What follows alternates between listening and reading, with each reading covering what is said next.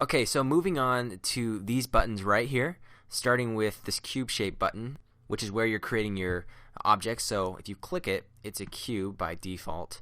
But if you hold down the button, you'll see a vast list of different icons. You can do, hey, check this out. You can do a landscape. Check it out. Okay, you can't see a lot of it right now. Anyway, we'll totally talk about a lot of this stuff that I'm covering right now in modeling. I just want you to be familiar with all of this. So anyway, this list is called your primitives. You got anything from cubes. Play around in this button on your own and check it out. You can create a platonic piece of object. So those are your primitives. Okay, the next button over here is curves or splines, as people call them. And basically what you can do is, hey, we got text right here. I'll create that. And actually, this text you see here, I'm going to come down here. Don't want to get too sidetracked, but I want to make it my name because I'm super vain.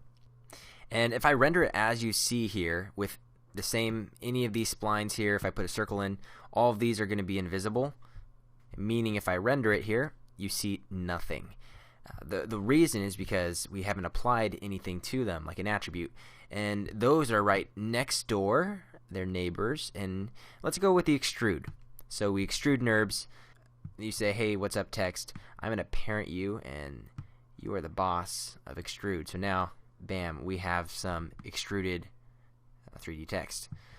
So that's what splines are. They're invisible until you use something right here. A few of them are helpful and you'll use a lot, like extrude. These, I think the official term for these is model assistance. And next door to that, we've got a library of different things that you'd actually kind of have on set in a real movie. So you got your camera, you got lights, spotlights, sky, floors, environments. All that good stuff is in here. You add a light, bam, you want to lighten it up. Maybe we want to add some brightness or turn it down. I'm getting ahead of myself. I really am. We just need to keep talking about these tools.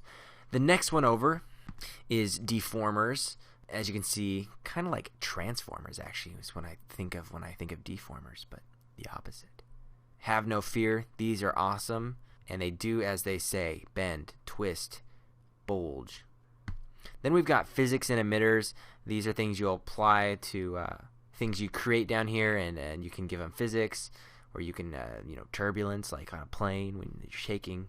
Do you guys ever get scared when planes start having turbulence? I actually like that. I find that it's helping. It helps me sleep on the plane. It's kind of weird.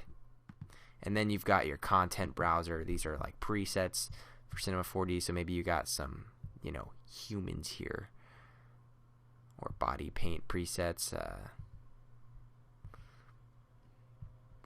Chalky Chunky, cool. So hopefully you're familiarized a little bit with these buttons. You can jump in and play around and create cubes or objects if you want.